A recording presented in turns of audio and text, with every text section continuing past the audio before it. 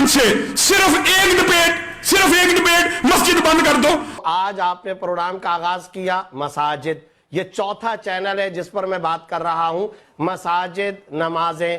दुनिया का आसान तरीन काम है फतवा देना, लेकिन दुनिया का मुश्किल तरीन काम है रोज़े आखिरत में अपने दिए हुए फतवे का बोझ उठाना, वो भी ऐसा फतवा कि जिसके खिलाफ कुरान की बराह रास्त आयत मौजूद हो।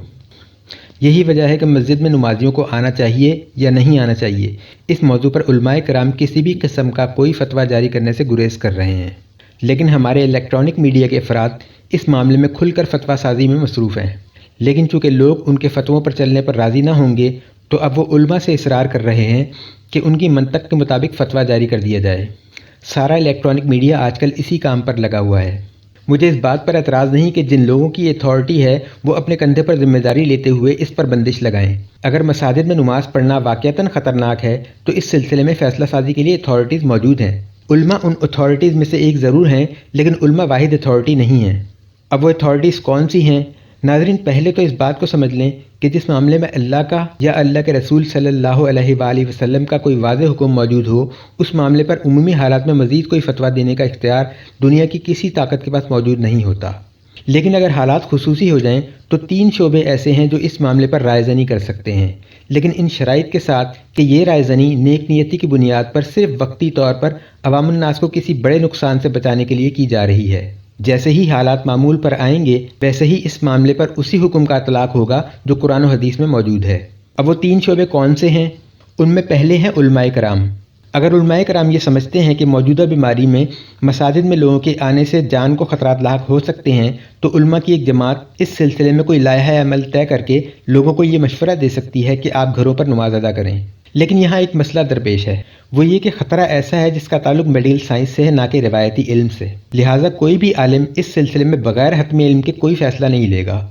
मीडिया की पूरी कोशिश है कि किसी तरह उलमा से फतवा ले लिया जाए कि इस वबा के दौर में मसाजिद के बजाय घर में नमाज पढ़ना बेहतर है, जबकि उलमा का मौक़िफ़ ये है कि इस मामले में कुर्बानी का बकरा किसी और अथॉरिटी को बनाया जाए बजाय उलमा को बनाने के।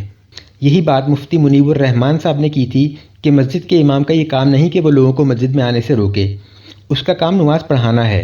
अगर लोग आएंगे तो वो नमाज़ पढ़ा देगा, अगर नहीं आएंगे तो नहीं पढ़ाएगा। हुकूमत अपने किसी हुक्म पर नमाजियों पर पाबंदी आयद करती है तो शौक़ से करे, उसका बार भी फिर हुकूमत पर रहेगा, उलमा पर नहीं। आप नोट करें कि मौलाना फजलुर रहमान और मुफ्ती तकी उस्मानी साहब ने बयान दिया है कि हम नमाज घर में पढ़ेंगे, लेकिन वो ये नहीं कह रहे कि तुम भी नमाज घर पर पढ़ो।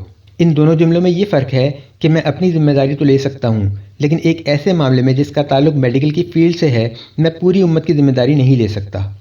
इस बात का मीडिया ने यह मतलब अख़ज़ किया कि उनको अपनी जान की तो फ़िक्र है, दूसरों की नहीं। हालांकि उन्होंने एक मिसाल लोगों के सामने रख दी है कि हम घर पर नमाज़ पढ़ सकते हैं तो तुम भी पढ़ सकते हो, लेकिन अपनी अपनी ज़िम्मेदारी पे। कोई किसी दूसरे का गुनाह अपने सर क्यों लेगा? जब बंदूक रियासत के पास है तो कंधा उलमा का क्यों दरकार है? लिहाजा अगर उलमाए कराम मेडिकल साइंस के इल्म की कमी के सबब ऐसा कोई फतवा जारी करने से गुरेज कर रहे हैं तो बॉल दूसरे शोबे की कोर्ट में जाती है। वो दूसरा शोबा है डॉक्टर्स का।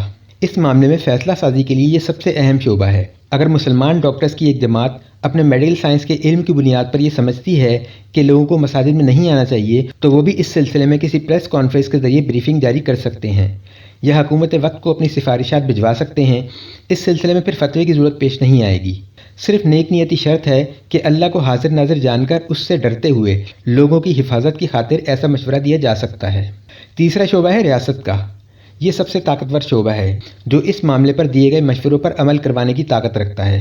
लेकिन यहाँ भी नेक नियती अव्वलीन शर्त है कि मकसद फसाद फैलाना ना हो। लिहाजा उलमाए कराम या डॉक्टर साहिबान की टीमें बिठाई जाएँ जो इस सिलसिले में फ़ैसला करें और रियासत उन पर अमल करवाए।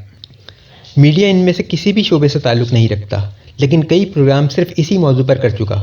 गोया मुद्दई सुस्त और गवाह चुस्त वाला मामला है कि जिन शोबों का इख्तियार है वो इस मामले में अपना दामन बचाते फिर रहे हैं कि इस हसास मामले का बार गुनाह हम पर ना पड़े। लोग अपनी मर्ज़ी कर लें या हुकूमत लाठी इस्तेमाल कर ले, हम सिर्फ अपने मुतालिक फ़ैसला करेंगे। असल में कोरोना वायरस का मामला ऐसा है कि बाज़ डॉक्टर्स तक मशकूक हैं कि इस बीमारी की खातिर इतने बड़े फ़ैसले लिए भी जा सकते हैं या नहीं, जबकि इस मामले में शुकूक व शुबात हर जगह फैले हों। सोशल मीडिया पर लॉकडाउन ख़त्म करने के लिए उन ममालिक में भी मुजाहरे हो रहे हैं जहाँ ये सबसे ज़्यादा फैला हुआ है। पाकिस्तान की वीडियोज़ वायरल हो रही हैं जिनमें कोरोना वायरस के मरीज़ हॉस्पिटल में डॉक्टर्स के साथ मिलकर लुड्डियाँ डाल रहे हैं। اس صورتحال میں لوگوں کو یہ یقین دلانا کہ کرونا وائرس خطرناک ہے آسان کام نہیں۔ پھر یہ بھی سمجھ نہیں آ رہی کہ ابھی حالات بہتر ہو رہے تھے، لیکن جیسے ہی مساجد کھولنے کا اعلان ہوا تو خبریں آ گئیں کہ کرونا وائرس کے ایک دن میں اتنے زیادہ مریض بڑھ گئے، گویا ہدف صرف مساجد ہیں۔ مجھے بتائیں کہ پاکستان میں 1 مہینے سے زیادہ لاک ڈاؤن کو ہو گئے، سب کچھ بند ہو گیا، مساجد سمیت، لیکن بینک بند نہ ہوئے، کیوں؟ کہتے ہیں حفاظتی انتظامات کے ساتھ بینک کے معاملات جاری رہیں گے، تو بھائی حفاظتی انتظامات کے ساتھ مساجد کے معاملات بھی تو جاری رکھے جا سکتے ہیں۔ صدر مملکت نے یہی 20 شرائط تو رکھی ہیں۔ کئی پروگرام میڈیا نے مساجد کے خلاف کر دیے، ایک پروگرام بھی بینک کی بندش پر نہیں کیا، کیوں جناب؟ ان پر بات کرتے ہوئے پر جلتے ہیں آپ کے۔ میرے نزدیک مساجد آخری جگہ ہے جسے بند کیا جانا چاہیے تھا، گویا جب آپ پورا پاکستان بند کر چکے تب کہیں کہ اب مساجد کو بھی بند ہونا چاہیے، لیکن یہاں حال یہ ہے کہ ابھی کرونا وائرس چین میں تھا تو یہاں ہمارا سارا میڈیا مساجد بند کروانے کے لیے سرگرم ہو چکا تھا۔ علماء کو اس معاملے میں اعتماد میں لینے کا واحد طریقہ یہی ہے کہ ان کو سمجھ آ جائے کہ سب کچھ بند ہو چکا، ہو کا عالم ہے، صرف ہم ہی ہیں جو مساجد کھول کر بیٹھے ہیں، جبکہ حال یہ ہے کہ لاک ڈاؤن کے باوجود پاکستان بھر کے کام چل رہے ہیں اور اعتراض صرف مساجد پر ہے۔ اگر یہ تاثر جاتا ہے تو علماء سے یہ بات منوانی یقیناً مشکل ہوگی۔ میں پہلے کہہ چکا کہ مساجد سب سے آخر میں بند ہونی چاہیے، جبکہ میڈیا کی خواہش ہے کہ سب سے پہلے مسجدوں پر ہاتھ صاف کیا جائے۔ پھر مبشر لقمان صاحب پوچھتے ہیں کہ اگر مساجد کھولنے سے وائرس بڑھ گیا اور ہلاکتیں ہوئیں تو یہ ایک طرح سے خودکشی ہوگی، تو کیا خودکشی کرنے والے کی نماز جنازہ جائز ہے؟ مجھے اتنا سمجھا دیں کہ خودکشی ہوتی کیا ہے۔ کرونا وائرس میں تو ایک طرف کنواں ہے اور دوسری طرف کھائی، آپ نے فیصلہ صرف یہ کرنا ہے کہ کنویں میں کود کر جان دینی ہے یا کھائی میں کود کر، خودکشی ہر طرف ہے۔ 28 مریض تھے پاکستان میں جب لاک ڈاؤن ہوا، اس وقت تعداد 11,000 کے آس پاس پہنچ چکی ہے، تو حکومت لاک ڈاؤن میں نرمی کا سوچ رہی ہے، کیوں؟ کیا یہ خودکشی نہیں؟ یہ بات مبشر لقمان صاحب جیسے بندے کو سمجھانا خاصا مشکل کام ہے، کیونکہ انہوں نے اتنا کما لیا ہوا ہے کہ نسلیں بیٹھ کر کھا سکتی ہیں، لیکن یہ ایک غریب ملک ہے، عوام بھی غریب اور حکومت بھی غریب۔ 25% طبقہ روز کماتا ہے، روز کھاتا ہے، جن میں سے 5% کو بھی حکومت 12,000 روپے نہیں دے پائی، اور اب صورتحال یہ ہے کہ 50% متوسط طبقہ بھی غربا میں شامل ہو کر حکومت کا منہ دیکھ رہا ہے کہ ہمیں امداد کیوں نہیں ملی۔ کس کس کو گھر میں بٹھا کر کھلائیں گے، کب تک کھلائیں گے اور کہاں سے کھلائیں گے؟ یہ لاک ڈاؤن کھولنا ہی ہے، آج نہیں تو کل، تو کیا تب یہ خودکشی نہیں ہوگی؟ اتنے لوگ کورونا سے متاثر نہیں جتنے لاک ڈاؤن سے متاثر ہیں۔ پاکستان کے 60% عوام کے پاس راشن ختم ہو چکا، اب وہ کریں کیا؟ کون سی والی خودکشی کریں؟ آیا وہ اپنے اپنے روزگار پر واپس جا کر کورونا وائرس کا شکار ہو کر خودکشی کریں، یا پھر گھروں میں بیٹھ کر بھوک سے مرنے والی خودکشی کریں؟